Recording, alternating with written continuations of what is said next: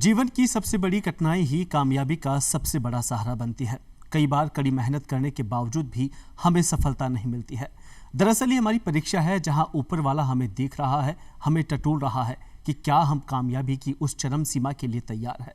जो लोग थक कर रुक जाते हैं वहीं रुक जाती है उनकी किस्मत, और जो लोग माथे का पसीना पहुँच कर एक लंबी सांस लेकर आगे बढ़ते हैं तो ऊपर वाला उसके सामने पूरी सृष्टि झुका देता है, और उसका नाम इतिहास के पन्नों में कुछ यूं जुड़ जाता है कि आने वाली पीढ़ियों के लिए एक प्रेरणा बन जाता है, और वो पीढ़ियां उससे आदर्श बन जाती है। इसी सुविचार के साथ मैं कुलदीप आप सभी का स्वागत करता हूं आपके पसंदीदा कार्यक्रम धरती धुरारी में। दोस्तों, कहते भी तो हैं कि जो सच्ची मेहनत और लगन के साथ काम करता है, ईश्वर उस काम को पूरी करने के लिए पूरी कायनात को उसके पीछे लगा देता है। और आज जो शख्सियत और जो आज मेहमान हमारे साथ स्टूडियो में मौजूद है, वो किसी परिचय के मोहताज नहीं है। उन्होंने कई ऐसे जीवन में परिचय और नवाचार किए हैं, और साथ ही ज़मीन से उठकर आज वो जिस मुकाम पर है, आज उन्हें सब सल्यूट करते हैं। वो एक राजनेता है, प्रखर वक्ता है, साथ ही साथ वर्तमान में वह केंद्रीय ऊन बोर्ड विकास बोर्ड के चेयरमैन भी है, और वरिष्ठ नेता के साथ साथ समाज सेवी भी है। आइए मिलकर स्वागत करते हैं गोवर्धन रायका जी का। सर, बहुत बहुत स्वागत है हमारे इस मंच पर। कैसा लग रहा है सर दूरदर्शन परिवार का? बहुत अच्छा। मैं विशेषकर आपके माध्यम से दूरदर्शन का बहुत बहुत धन्यवाद देना चाहता हूँ, जिन्होंने मुझे आपने एक इतना जोश भर दिया, उत्साह दे दी कि मैं कुछ कर गुजरूं। जी जी जी सर, बातें बहुत सी है और एक लंबा जीवन आपका रहा है, और इस लंबे जीवन के कई सारे किस्से कहानियां हैं, और उस कहानी में सबसे छोटा जो बचपन शुरुआत होती है एक बच्चे की, वहाँ से हम जानना चाहेंगे किस तरीके से आपका बचपन रहा, क्या कुछ उस बचपन में रहा, क्या कैसी चीज़ें रही? सर, मैं एक भेड़ पालक परिवार से हूँ। मेरे पिताजी एक भेड़ पालक थे, और वो उनका जीवन हमेशा ऊन खरीदना, ऊन बेचना, उससे जो भी आमदनी होती थी वो हमारे ऊपर लगाते थे। एक वक्त की बात है साहब, हमारे गांव में तीसरी क्लास तक की स्कूल थी, और हमें पढ़ने के लिए जैन मंदिर में ही जाना पड़ता था। तो वहाँ पर जो मास्टर जी थे, उनके पास इतनी लंबी बैत होती थी कि कम से कम 6 फुट तक बैठे हुए आदमी को प्रवार करती थी। एक बार की बात है, हमारे फादर साहब श्री कान्हा राम जी देवासी, मैं वैसे रायका रेवारी देवासी कम्युनिटी से हूँ, वो ज़्यादातर भेड़ पालक, ऊँट पालक और रेवारी हैं। उस वक्त स्कूल में मैं बैठा था जी, तो जो हमारे एक ही मास्टर जी थे, उन्होंने कहा, ए काम नहीं करता, मुर्गा बन जा। मुर्गे बन गए। इतने में फादर साहब के आकर मास्टर जी के सामने बैठ गए, तो मास्टर जी को मैं मुर्गा बना हुआ दिखा नहीं। फिर करीब उनकी लंबी बात चली, घंटा डेढ़ घंटा, फिर जाने के बाद जैसे ही बोले, ए अभी तक मुर्गा बना हुआ, खड़ा हो जा। मैं क्या खड़ा हूँ, मेरे तो पाँव ही जाम हो गए थे। जाम होके मैं गिर गया था। मैं उस वक्त मास्टर जी की दया देखी, मेरे ऊपर करुणा देखी, वो खड़े होके मेरे पाँव दबाए, करे बेटा अच्छा अच्छा अच्छा खड़ा हो जा। ऐसे कई किस्से सर। हमारे घरों में ऊँट थे, ऊँट भी रखते थे, गाय भैंस भी थी। एक बार का किस्सा है सर, हमारे पिताजी थोड़े शिक्षित थे, उस वक्त थे शिक्षित थे, इसलिए वो बराबर निगरानी रखते थे कि हम स्कूल जाते हैं या नहीं जाते हैं, क्या करते हैं जी। एक दिन मैं, हमारे काकेश्री है, वो ऊँट चराते थे। उन्होंने कहा आज चल रहे ऊँट चराने की चलते। मैंने बोला ठीक है भाई, आज मार साहब की मार नहीं खाएंगे। हाँ। गए तो पिताजी ने मार साहब को आकर पूछा कि लड़का स्कूल आया नहीं आया? क्या आंसू नहीं आया खाना? अच्छा। अरे कैसे नहीं आया? घर वाले तो कह रहे हैं स्कूल गया। हाँ। फिर किसी ने कहा कि वो तो ऊँट वाले टोले के पीछे चला गया। अच्छा। जब वो जंगल में आए, और पता नहीं वो जो नदी के नाले से एकदम ऊपर निकल के वो खींपड़े की वो तुगी बना के, हाँ, मेरी जो मरम्मत की साहब, अच्छा, वो मार मुझे आज यहाँ बिठा दिया। अगर मैं उस वक्त की मार शायद नहीं करता तो मैं शायद आज आपके साथ, तो माना जाए आदर्श आपके पिताजी रहे हैं। इसी तरह नशे की प्रवृत्ति के लिए हमारे पिताजी सख्त थे, बहुत विरुद्ध थे। तो बचपन में हम स्कूल से आते थे तो हमारे दादा श्री जौत राम जी हमें कहते थे, ए छोरा कोको बन ला रहे। अच्छा।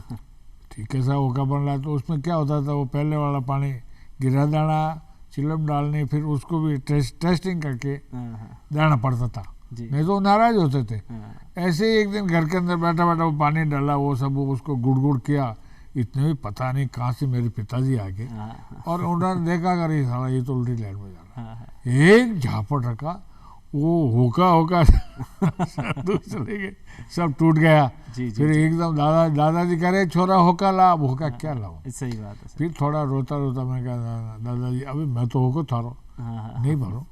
उस दिन से हमने सब नशा प्रवृत्ति को बिल्कुल मैंने बंद कर। तो ये सख्त रवैया पिताजी का रहा, क्या ये कभी मेरे माताजी का कैसा था, क्या सॉफ्ट नेचर उनका रहा? मेरे माताजी हमेशा मेरे लिए सदैव अच्छा खाना बनाते थे, अच्छी टाइम पे रोटी खिला देते थे। जी, जी। स्कूल से आते थे तो ज़बरदस्ती कहते थे ले ले थोड़ी और रोटी खा ले। हाँ, हाँ, एक दिन की बात है साहब, हमारे फादर साहब गांव में सरपंच थे। जी।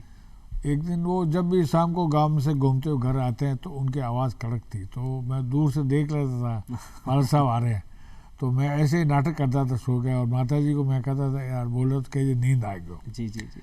लेकिन आके बैठते थे छोरो कहीं हो गो। माता जी कहते थे हाँ सो गए। लेकिन उनकी आवाज़ इतनी तगड़ी थी, हो गया रे। और मैं कह हाँ थोड़ा जागूँ साहब। फिर वो एक कभी कभी मुझे इंग्लिश में बहुत शौक था। हाँ, मेरे फादर साहब को तीसरी क्लास से मुझे ऐसे पूछते थे, ए छोरा रोटी खाने को क्या कहते रहे? अच्छा। तो मैं कहता था ईट फूड। तो मेरे फादर साहब मेरे माता जी कहते थे ये साला कहीं गाली तो नहीं बक रहा है। अच्छा। ऐसे कई किस्से साहब, उनकी वजह से, उनकी वो मार्गदर्शन की वजह से जी, जी, मैं आज यहाँ जी, बैठा हूँ। स्कूल का ये दौर आपने सब बताया, कॉलेज लाइफ कैसी रही और किस तरीके से आप इन सब चीज़ों में? अब ये स्कूल से आगे जाके मैं एक देवली कला, जी। वहाँ 8 मिडिल स्कूल है, उसमें मेरा एडमिशन हुआ। वो हॉस्टल सिस्टम था, उसमें हम रहते थे। वहाँ से हर संडे और सैटरडे को हम पैदल आते थे देवली कला, और हमारे कर्मावास गांव में 13 किलोमीटर का डिस्टेंस था। जी। और साहब उसके उछल कूद ही और थे, हम तो छूटते ठक आ जाते थे। मैं आपसे सच कहता हूँ साहब, देवली कला में हमारे हेडमास्टर थे हिम्मत सिंह जी, जी। और उनके भाई साहब मान सिंह जी थे। उनकी पढ़ाई इतनी अच्छी थी साहब। 8वीं क्लास का जब बोर्ड हुआ, जी। उन्होंने मेरे पेपर किए साइन, और सबसे क्लास में कहा कि भाई तेरे को मैं कितना नंबर दूँ? हाँ, तो मैंने कहा 100 से 100 ही देंगे, इससे ज़्यादा क्या देंगे? सही है। तो मैंने कहा साहब 100 तो अब दे दो, ऐसा 100 दे दो। हाँ, फिर उन्होंने स्पष्ट वो पेपर रख के क्लास वाले बच्चों के सामने कहा ये पेपर है, इसमें कोई स्पेलिंग की या मिस्टेक लगा दो हाँ, तो मैं। मुझे अंग्रेजी से बहुत शौक था। जी, जी, जी। वहाँ से फिर हम ब्यावर चले गए। ब्यावर के कॉलेज में पढ़ते थे, करते थे वॉलीबॉल, स्पोर्ट्स में मैं बहुत तगड़ा आदमी था। अच्छा, अच्छा, बहुत अच्छा। अच्छी खेलता था। और कॉलेज में करीब 3-4 साल हम पढ़े ब्यावर कॉलेज में। वहाँ से SD गवर्नमेंट कॉलेज ब्यावर है, वहाँ से हमने BCom किया। उसके बाद ये पारिवारिक मामले शुरू हो गए। एक दिन पुष्कर का मेला था, वहाँ एक मेरा दोस्त था शिव मोदी था, जी, जी। बहुत अच्छा लड़का, तो हम थोड़ी पिक्चर का भी शौक करते थे। अच्छा, अच्छा, अच्छा। तो उस दिन मेले में अब पैसे चाहिए, तो पैसे थे नहीं, तो ब्यावर से अजमेर गए। अजमेर जाके पिताजी से पैसा मांगने का डर रहता था। हाँ, तो मेरे मामा जी से मैंने कहा, शिवनाथ बा नाम था उनका, तो उन्होंने कहा कहीं रहे कि मैं थोड़ा पाया, तो उन्होंने पैसे दे दिए। जी। अब आप मानिए अजमेर से निकले, पुष्कर से निकले सीधे अजमेर आए। अजमेर आके मॉर्निंग शो देखा, फिर इवनिंग शो देखा, जी। फिर वो ये के वो इंटरवल सब 5 शो उस दिन हमने देख लिए। अच्छा, अच्छा, अच्छा। फिर वो अजमेर के प्लेटफॉर्म पे आके सोए, हाँ, तो पुलिस वाला ऐसा डंडा खाया और फिर अरे चलो यार मैं उठ सकते हैं। तो साहब जीवन में हर चीज़ से हमने सीखा है। जी, जी, जी, पिक्चर भी सिखाता है, पिक्चर में भी जो भी है उतार चढ़ाव आता, जी, उससे भी मैंने सीखा भी क्या कह रहा है। जी, तो ऐसे कई आयाम थे जी, जब मेरी ज़िंदगी में, ऐसे ऐसे आयाम ऐसे। फिर धीरे धीरे BCom पास कर ली, जी, and I am very thankful and I am very proud that at that time I was the first man who became BCom passed, ji, because in whole Rajasthan nobody was there such a man. जी, जी, जी, जी। अब businessman हो गए sir. हमारे एक father साहब के दोस्त थे, वो बेंगलोर में उनका धंधा था। जी, जी, भाई वो थे, उनको ले गए हमारे, उनके पास उस वक्त मोदी और बहुत बड़ी बड़ी ऐसी मिलों की एजेंसी थी। जी तो हमने भी सोचा और हमारे फादर साहब ने उनसे बात की, जी अरे भाई बच्चा चोरी पड़ा हुआ है और नौकरी अभी लग नहीं जी रही जी है। जी तो उन्होंने कहा मेरे पास भेज दो। तो वो आए मेरे पास, उन्होंने कहा बेटा ऐसा कर साल भर रोटे जान बेंगलोर जाए ना आएगा पाँच आज कटिंग नौकरी तन लगाई। हाँ, सही है। क्योंकि उन्होंने एक मतोदाजी माथुर उस वक्त फाइनेंस मिनिस्टर थे, हाँ उनको मेरे पिताजी ने कहा तो उन्होंने कहा भी मैं लगा दूंगा, पर 1 साल तक रुकना पड़ेगा। हाँ। हम बेंगलोर चले गए, उस वक्त शौक था बॉम्बे देखेंगे, दिल्ली देखेंगे, ये वो हाँ। गए। और बेंगलोर में जाकर कबीर साहब जब बिजनेस का वो स्ट्रक्चर देखा, ट्रेड देखा, तो साहब मैंने नौकरी का दिमाग से निकाल दिया। उन्होंने, मेरे अंकल थे वो, उन्होंने 3 साल तो उन्होंने 10 पैसे की पार्टनरशिप दी, जी बाद में उन्होंने मुझे निकाल दिया। कोई बात नहीं, तब तक मैं मार्केट पूरा स्टडी कर लिया था। जी मैं आपको सच बताऊँ साहब, बेंगलोर जैसे मार्केट में उस वक्त 400 रुपये की मैंने नौकरी की थी, जी जी जी आप मानोगे? बिल्कुल। और 15 रुपये के कमरे में हम रहते थे, जिसमें से पानी वगैरह सब निकलता। वो सब पास करने के बाद जी एक बार ये भी हुआ, कुछ लोगों ने कहा भी आप हम धंधा करते हैं, तो मेरे वो वाइफ के गहने भी बिक गए। अच्छा अच्छा अच्छा लेकिन हमने पीछा नहीं छोड़ा और हम घर आए। फादर साहब ने कहा नहीं नहीं अपन तो यहीं रहेंगे, जो मिलेगा खाएंगे करेंगे। लेकिन फादर साहब को मैंने कहा नहीं साहब, मैं तो धंधा करूँगा। बिल्कुल बिल्कुल। और आपके आशीर्वाद से I was a good businessman in Bangalore. I was a CF agent of Siyaram silk mill ji and Oswald Ollenvik from Ludhiana. Lot of branded जी factories. I was a CF agent in जी। Bangalore, and I was doing 5 states of South: जी Andhra, Tamil Nadu, Kerala, Karnataka, and whole state I was going. And at that time, अब तो बहुत समय निकल गया, एक टाइम मैं ये कह सकता था कि ये 1 वे है और ये 2 वे है। अच्छा अच्छा इतनी हमने वो जी जी जी स्टडी की और आप सबके आशीर्वाद से मुझे बहुत अच्छा सपोर्ट मिला। तो किस तरीके से जब आप सोचे कि बिल्कुल वेल सेटल्ड हो गए हैं, बिजनेस शुरू हो चुका था, फिर राजनीति का किस तरीके से आपको लगा कि राजनीति में आना चाहिए? बहुत अच्छी बात है कपिल साहब ने। उस वक्त हम क्या कि लुधियाना जाते थे, जी लुधियाना जाते तो दिल्ली होके जाते थे। जी दिल्ली होके जाते थे तो मेरा ये वो अंदर पता नहीं क्या वो जगह कि यार अशोक जी गहलोत यहाँ रहते हैं। हाँ। और उस वक्त वो 3 त्यागराज मार्ग नई दिल्ली में रहते जी। थे रेजिडेंस पर। ट्रेन से आना, होटल में जाके नहा धो के अशोक जी के पास आना, अच्छा अच्छा और अशोक जी के पास आके एक कतली और चाय पीनी और उनसे गपशप लगा के फिर लुधियाना चला जाता था। जी लुधियाना का सब मार्केट देख के फिर वापस आता था और फिर गांव जाना, सबसे मिलके जो भी है करके आता था। जी जी सब एक दिन की बात है, लोकसभा के इलेक्शन थे, यही जयपुर है।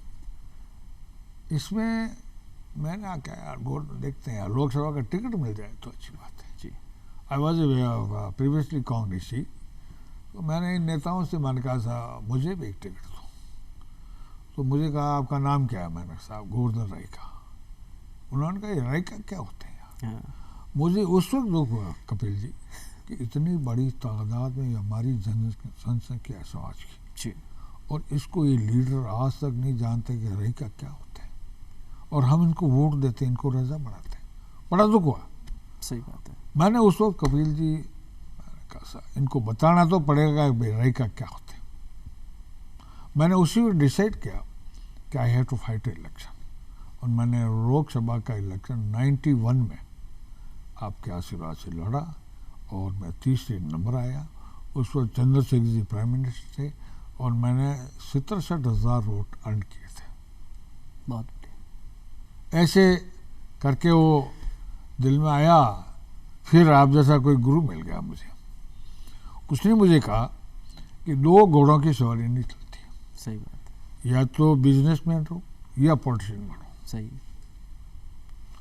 मैंने 7 दिन तक दिल में सोचा, मेरी ये जो अनपढ़ कौम है जी जिसका राजनीतिक जगत में कोई नाम नहीं है, जबकि इनके पास इतनी बड़ी ताकत है और ये लोग इनका यूज एंड थ्रो में रखते हैं। गोवर्धन और बिजनेसमैन होना कोई बुरी बात नहीं, और बिजनेसमैन भी रहना जरूरी है। सही है। बिजनेसमैन नहीं होता तो कुछ भी नहीं होता।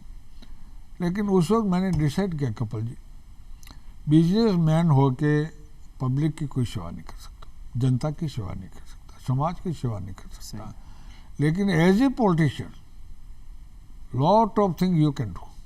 जैसे मैं बताऊं आपको, हमारे ईष्ट देव है कमरावा पट्टा में गुड़िया राव रूपनाथ जी का धूना है, वो करीब 300 साल पुराना, वो पहाड़ पर है करीब 5 किलोमीटर ऊपर। और वहाँ जाने के लिए बड़े बुजुर्ग बहुत कोशिश करते हैं, कभी इधर गिर जाता कभी इधर गिर जाता, तो करते करते कैसे भी मैंने एक दिन सीन देखा था, एक भगत आता है नीचे 5 किलोमीटर ऊपर चढ़ने के लिए, वो और उसकी वाइफ एक नम ऐसी शुद्ध नम होती है, उसने हर कोई वहाँ आता है जी।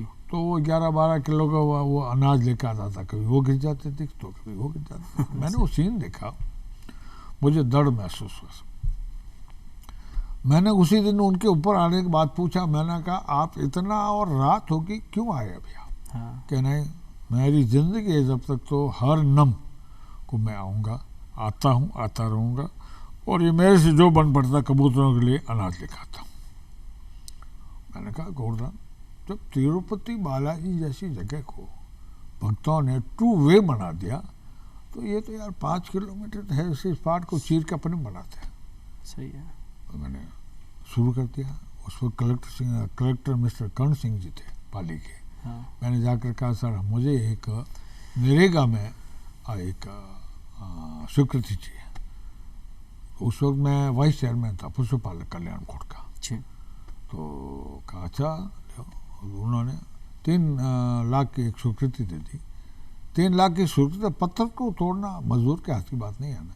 और मुझे भी मालूम था नरेगा में जेसीबी मशीन नहीं लगती है, it is only for manual work. बिल्कुल। मैंने जेसीबी लगा दी सब कुछ हो गया, लेकिन वो सड़क का मज़ा नहीं आया। तो बीच में वसुंधरा जी को बाद में ले रहा था, अभी आ गया। एक दिन वसुंधरा जी हमारे, मैंने कहा sir nothing you done for me. ए Govardhan ji what you want? मैं कहा सर हमारे एक इष्ट देव की वो एक सड़क है जी, वो सड़क बनाने। So how much you want? मैंने कहा जब ये कह रहे हैं तो मैंने कहा 5 करोड़, तो 2 करोड़ ले जा। आज वो सड़क बन गई सर। आज मैं टेक्सटाइल में व्यापारी होता, कुछ भी होता, सही बात, आई थिंक मैं 2 करोड़ वहाँ खर्च सही नहीं कर सकता। हो गया साहब, ये सरपंच प्रधान वगैरह सब रह गए। फिर साहब 98 में एमएलए के चुनाव आ गया। एमएलए के चुनाव के लिए क्लिप साहब मैं आपको सच बताता हूँ, अशोक जी गहलोत हमारे सोजत रोड के अंदर, आपने जैसे कहा है, एक गियर का प्रोग्राम रखते हैं जी। उसमें हमारे प्रकाश जी एक कछुआ माली हैं, उनका वहाँ प्रोग्राम था। तो 5-7 दिन पहले मैंने प्रकाश जी से कहा, प्रकाश जी मुझे एमएलए का चुनाव लड़ना है। कहा यार गोवर्धन जी एक काम करो, अशोक जी 7 दिन के बाद हम ये गियर का प्रोग्राम रख रहे हैं, उस दिन आप आ जाना, आपकी और हमारी 3 आदमियों की बात कर लें। ठीक है भाई। मैंने कहा आप फ़ोन करना, मैं फ्लाइट से आऊँगा। फ़ोन किया, फ्लाइट से आ गए। अशोक जी भी आए, हम तीनों एक रूम में बैठ गए। अशोक जी ने साहब कहा, गोवर्धन जी अगर ज़मीनी आवाज़ आई नीचे से कि वाकई में गोवर्धन राय का कोई स्ट्रॉन्ग कैंडिडेट है तो मैं आपको टिकट दूँगा। उसी दिन से मैंने घर जाना ही छोड़ दिया। मेरा घर सोजत में था, हालांकि मेरी कर्मावास और सोजत में 20 किलोमीटर का फ़र्क है जी। मैं वहाँ सोजत से ही शुरू कर दिया, हर घर में जाना, एक गाँव में जाना, आजू वहाँ जाना। 6 महीने के अंदर मेरी फील्ड के अंदर, जबकि स्टैंडिंग एमएलए थे शुक्लाल जी संचा, मेरी फील्ड से आवाज़ गई कि गोवर्धन राय का स्ट्रॉन्ग कैंडिडेट है। और मैं आज भी धन्यवाद देता हूँ परशुराम जी मदेरणा और रामनाथ जी मिर्जा को, जिन्होंने मेरी स्ट्रॉन्ग पैरवी की, और माननीय सागर जी रायका की, उन्होंने मेरे और अशोक जी की, और उस वक्त राजेश जी पायलट भी थे। आखिर में मेरे को टिकट मिल गया। वहाँ दिल्ली हुमायूं रोड पे हम रहते थे, जहाँ ये मायावती जी का बंगला था, वहाँ 15 दिन कैंप रखा हमने। तो उस वक्त एक कैलाश जी सोलंकी थे सोज सिटी के, बहुत वो इसका चुनने का बड़ा हुआ, वो भी बहुत खुश है। वो उस वक्त बड़ौदा में थे, हम तो सो रहे थे।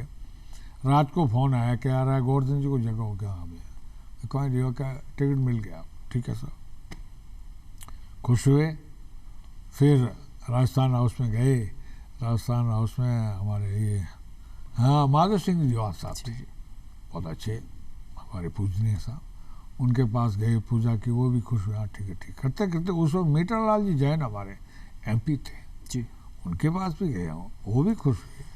लेकिन एक आवाज़ आई पीछे से, कपिल जी, कि अगर मेरे को टिकट नहीं मिला तो मैं यूँ नहीं कर दूंगा, मैं यूँ नहीं कर दूंगा। मैंने कहा यार ये क्या बात, गड़बड़ है कोई।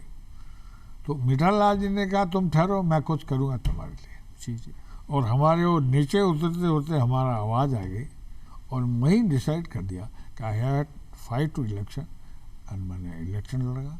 माने सिटी देओल साहब से जब यहाँ रायपुर था कॉन्स्टिट्यूंसी पाली में जी, नॉमिनेशन हो रहा था, सिटी देओल साहब मेरे बुजुर्ग थे, पिता तुल्य थे, लेकिन मैंने कहा Deol sahab don't worry, I will fight the election, you are just like my father, मैं रेस्पेक्ट करता हूँ, but I will not to go this time in assembly. और आज के आशीर्वाद से नई दिल्ली चुनाव लड़ा और 12,000 वोट लाया, देओल साहब भी वोट गए।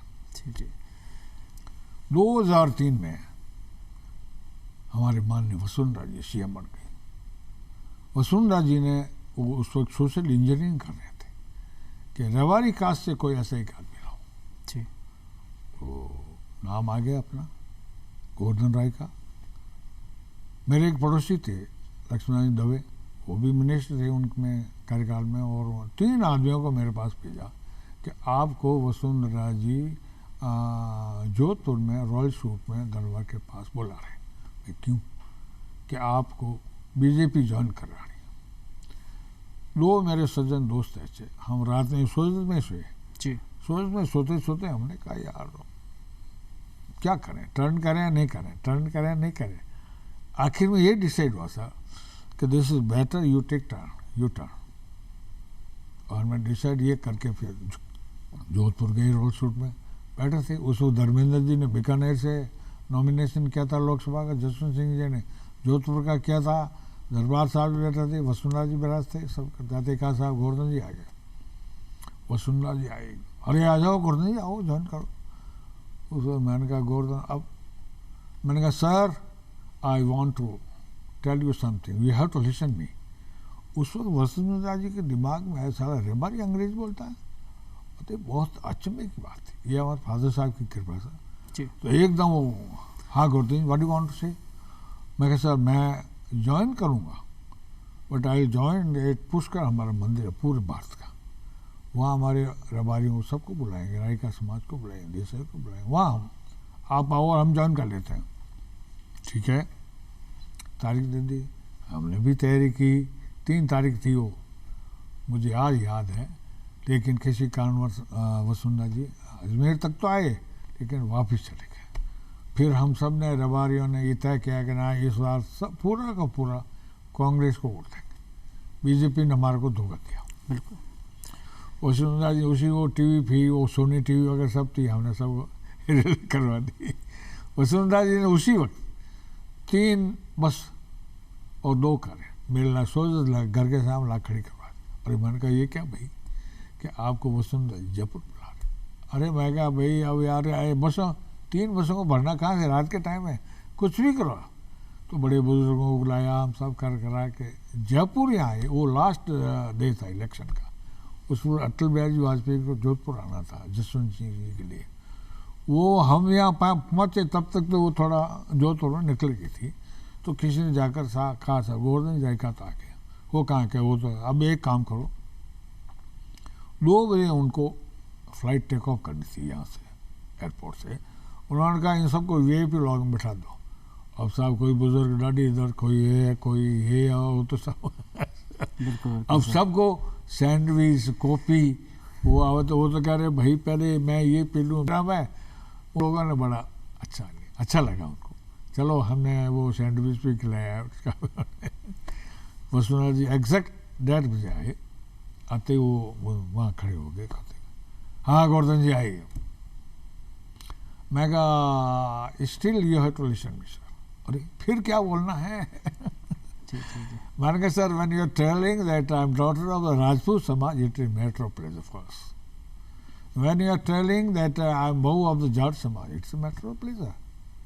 When we are telling that आप समझान तो खुद बोल के हाँ गुजर समाज yes like that there is one relation is pending. That is what religious brother and sister. We whole Raika Rajasthan want to make you religious sister. Are you ready? Oh no, why not? Oh. बिल्कुल बिल्कुल।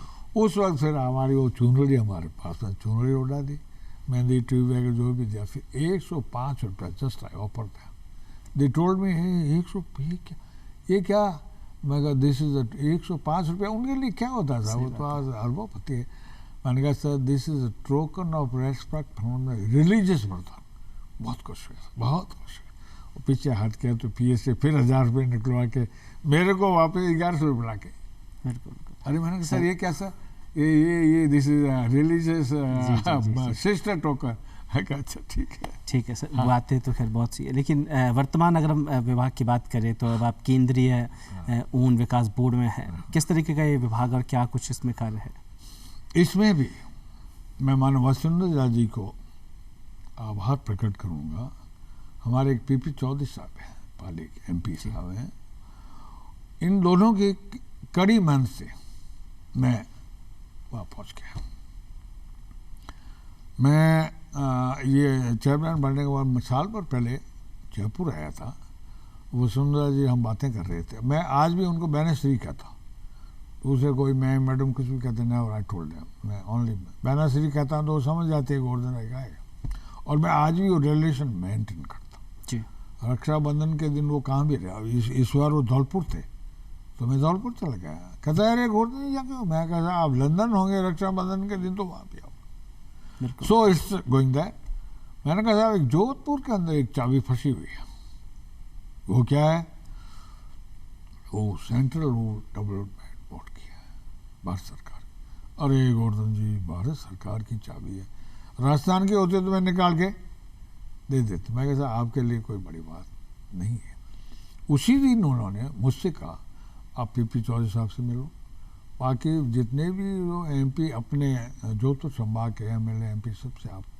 Letter correspondence करो कपिल साहब उस दिन से मैंने सबको letter लिखना शुरू कर दिया और हर 15 दिन के बाद एमपी साहब ने अपने मोदी जी होम मिनिस्टर जी जितने भी शेखौर साहब वगैरह सबको लेटर जाता था I want to be chairman of Kendriya Van Vikas board और आप सबके आशीर्वाद से उनका पास रिकॉर्ड था फिर मेरा रिकॉर्ड गया माननीय वसुंधरा जी मेरे को 3 साल राज्य मंत्री पशुपालक कल्याण बोर्ड का चेयरमैन बनाया था और मैंने पशुपालकों की उस तरीके से सेवा की राजस्थान में पशुधन बीमा हर ऊँटनी का जो बच्चा पैदा होता था 10,000 देते थे इस तरीके पशुपालकों की मैंने खूब सेवा की वो रिकॉर्ड भी वहाँ गया उसका भी सहारा मिला माननीय प्रधानमंत्री मोदी जी का इसलिए मैं धन्यवाद अर्पित करता हूँ मोदी जी ने कहा भाई इस बार कोई भी चेयरमैन बना तो भेड़ पालक लो तो उन्होंने कहा गुजरात में ही भेड़ पालक है वो भेड़ पालक सब जगह है महाराष्ट्र हिंदुस्तान सब जगह लेकिन वसुंधरा जी और पीपी चौधरी साहब ने कहा था एक राय का भेड़ पालक है हमारे पास कि कौन है गोवर्धन राय का तो मेरा रिकॉर्ड उनके बाद थोड़ा थोड़ा जा चुका था और उन्होंने फिर मेरा सिलेक्शन किया और मुझे आज इस पद पर बिठाया मैं उनका बहुत बहुत आभारी बिल्कुल सर बिल्कुल समय की सर थोड़ी सी हमारे पास कमी है लेकिन हम जानना चाहेंगे कि इतनी व्यस्तता रहती है आपकी और लगभग हम देखते हैं कि सुबह दोपहर शाम इतनी व्यस्तता जब आप राज्य मंत्री का दर्जा आपके पास है तो इस व्यस्तता में किस तरीके से अपने खाली समय में आप कैसे समय व्यतीत करते हो? खाली समय तो मेरे गाना आया संगीत कुछ किस तरह के किरदार में है? मनोरंजन में जी सर मनोरंजन सर कपिल साहब मैं हिंदी गाना का बहुत शौकीन हूँ कोई गाना कोई नगमा उसमें मोहम्मद रफ़ी जी या लता जी इनके गाने में बहुत गाता हूँ और मैं आपको एक छोटी सी बात बता दूँ ब्यावर कॉलेज में मैं पढ़ता था उस वक्त कश्मीरी की कली फिल्म आई थी और उस वक्त एग्ज़ाम थे हमारे तो मैं आपको सच बताऊं साहब 9:30 तक तो पढ़ना रात का जी फिर पिक्चर देखने जाना फिर वो कश्मीर कली का गाना आते उठ के चले आ जाना और स्नान पानी करके एग्ज़ाम देने जाते थे तो मेरी शुरू से साहब ये लगन रहती थी कि इस पिक्चर से अपने को अच्छा ही क्या मिल रही वो लो सही है और ली मैंने अब आपने तो कोई पूछ ही गाना, लिया हाँ, कोई बिल्कुल। गाना, तो साहब गाना मुझे सबसे अच्छा ये लगा, अजीब दास्तां है ये, जिसमें मीना कुमार जी और राजकुमार जी जी। हैं। अजीब दास्तां है ये, कहाँ शुरू कहाँ खत्म, ये कौन सी मंजिल है, ना वो समझ सके ना हम। बहुत खूब, बहुत खूब सर। ये चिराग की रोशनी के साथ है, जी क्यों धुआं उठा। मतलब इसमें सार होता है, लाइफ का एक सार बताया उसने। जी जी जी, कितनी अजीब दास्तां है। अब चिराग तो रोशनी देता, बिल्कुल पर बिल्कुल। वो धुआं भी निकालता है, जी तो ये भी करना पड़ता है। फिर एक बहुत अच्छी लाइन है उसमें, तुम किसी के नूर हो गए, तुम किसी के इतने करीब हो गए कि सबसे दूर हो गए। क्या बात। तो ऐसी एक अच्छे से तो अगर सर हम बात करें राजस्थान में ऊन उद्योग को लेकर, तो किस तरह की रिक्वायरमेंट आप मानते हैं कि राजस्थान में किस तरीके के अभी वर्तमान में हम देखें इस उद्योग को? बिल्कुल सही पॉइंट पे आप। मैं केंद्रीय ऊन विकास बोर्ड का चेयरमैन हूँ, और मुझे जैसे आपके से दो बातों पर मैं ध्यान देना चाहता हूँ। एक तो quality of the wool and quantity of the वूल। अपने यहाँ क्या होता है सर, वूल जो होती है ना भेड़ की, काफ़ी लोग 3 बार काट देते हैं, काटने से वो धागा छोटा हो जाता है। जी विदेशों की ऊन आती है, वो इतनी लंबी। अभी मैं बीकानेर भी गया था, वहाँ मैंने एक ऐसी फैक्ट्री भी देखी जहाँ 15 देशों की ऊन देखी मैंने उनसे पूछा, भाई ये क्यों भारत की ऊन कहाँ है? कि भारत की ऊन तो हमारी मांग को पूरा भी नहीं कर सकती। क्यों भाई? कि उनका धागा बहुत छोटा था। अगर धागा सही हो तो कुछ हम कर सकते हैं। लेकिन मेरी इच्छा है इन भेड़ पालकों से कि भाई आपकी ऊन साल में 2 बार काटो, और वो भी हम शेयरिंग मशीन देंगे। वाकई में भेड़ पालक राजस्थान के सही कह रहे हैं कि इस वक्त वूल का कोई मूल्य नहीं है, और ये तो आप हम सब जानते हैं, बाजार बिकती भाव है। तो मैं उनसे निवेदन करूंगा कि गवर्नमेंट, हम उनकी शेयरिंग मशीन देंगे, उनके गांव में पहुंचाएंगे, उससे शेयरिंग करो, ताकि आप जो कटाई करते हैं, ये लोग ये भी कहते हैं साहब कटाई करते हैं, उनके पैसे भी हमारे घर से देने पड़ते हैं। अच्छा। और वो छोटी छोटी ऊन होती है, हमें फेंकनी पड़ती है। मैं इनसे निवेदन करूंगा, वूल फेंको मत, जो भी है आप इकट्ठी करो, हमारे माध्यम से हम आदमी भेजेंगे, लेकिन वो हमारा आदमी जाएगा और वो शेयरिंग मशीन से काटेगा, उसको इकट्ठी करेगा, और आपके पैसे कोई नहीं लगेगा, उल्टे हम आपको कुछ न कुछ दे देंगे।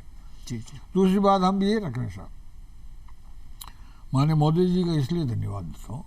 माननीय मोदी जी ने ये कहा है कि किसान और पशुपालक एक दूसरे के भाई हैं। जी। अब किसानों के लिए तो कई तरह की योजनाएं चल रही है, ये फसल की योजना, ये फलानी योजना, ये 6,000 रुपया, ये पता नहीं 4,000। जबकि पशुपालक में सब आते हैं, भेड़ पालक भी आता है, बकरी भी आती है, ऊँट भी आता है, गाय भी आती है। लेकिन इन पशुपालकों के लिए एक बीमा योजना भारत की तरफ से, केंद्रीय जो ये है ना, उसके माध्यम से ये अपने बोलते हैं यार नाम उसका, वो उसके माध्यम से चालू रखनी चाहिए आपको। जी। अगर आज एक पशुपालक के पास जैसे 50 बकरी भी है, और उसमें से 50 बकरी चली जाती है कोई कारणवश से, तो उसको क्लेम से पैसा नहीं मिलता, तो स्टैंड नहीं हो सकता है। अगर उसका क्लेम होता तो रीस्टैंड हो सकता है। इसलिए इनके पशुपालकों का आमदनी का जरिया ही मात्र पशु है। पशुपालक सुरक्षित होने से, अगर बीमा सुरक्षित होगी, तो वो अपने आधार जो जीवन योजना वो बराबर चलाएगा।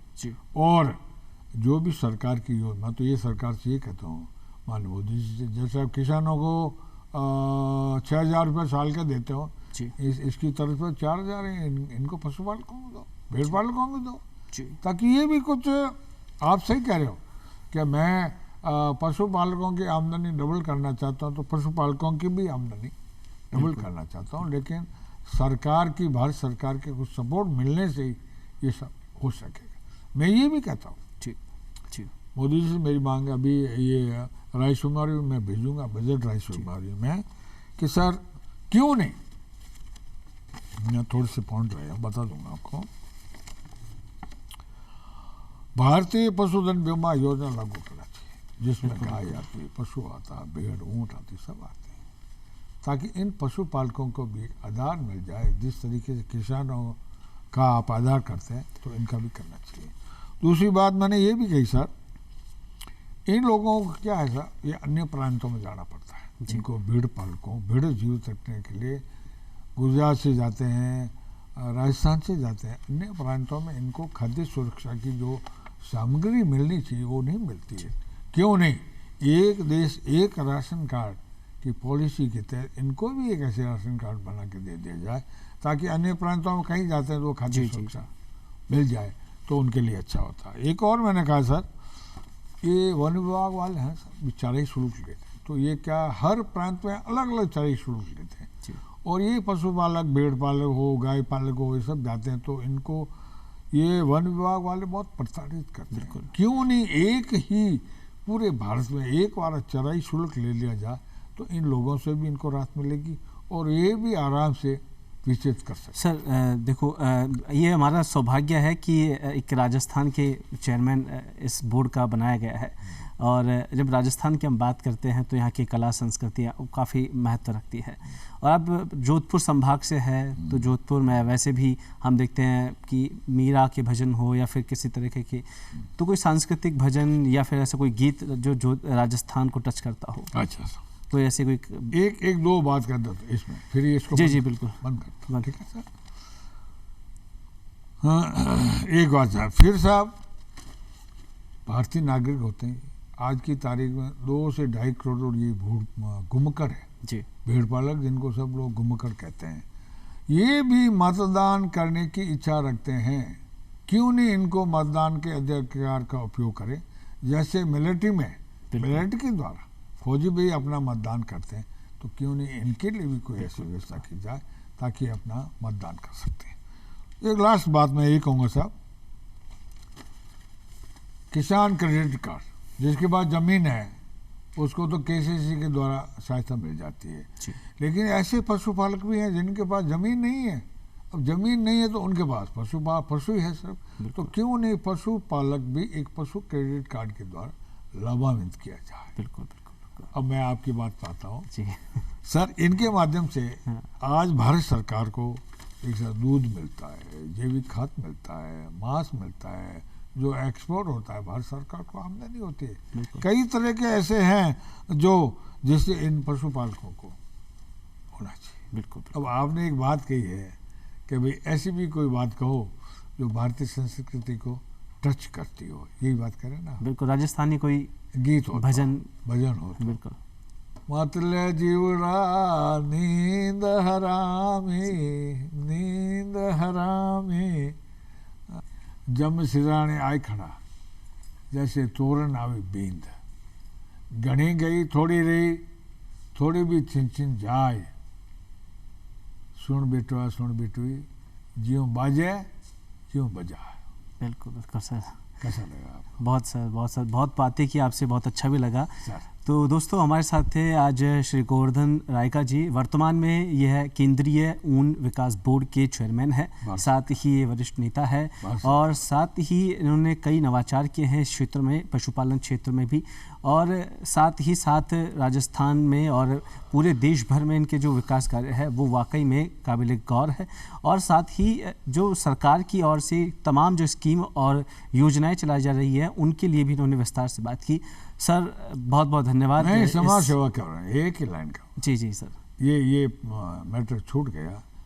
आपके आशीर्वाद से मैं पूरे भारत का रैबारी देवासी महासभा का आज की तारीख में अध्यक्ष हूँ, जहाँ हमारा ऑफिस दिल्ली है, और उसमें पूरे भारत का वो भी आशीर्वाद मिला हुआ इस समाज की वजह से, और समाज का तो मैं बहुत आभारी हूँ। बिल्कुल सर, क्योंकि मुझे इन्होंने 10 साल राजस्थान का अध्यक्ष रखा, अभी मैं पूरे भारत का राष्ट्रीय अध्यक्ष हूँ।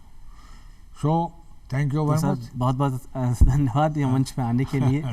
तो फिलहाल इस कार्यक्रम में इतना ही, फिर मिलेंगे एक नई शख्सियत के साथ। तब तक के लिए मुझे यानी कुलदीप को दीजिए इजाज़त। नमस्कार।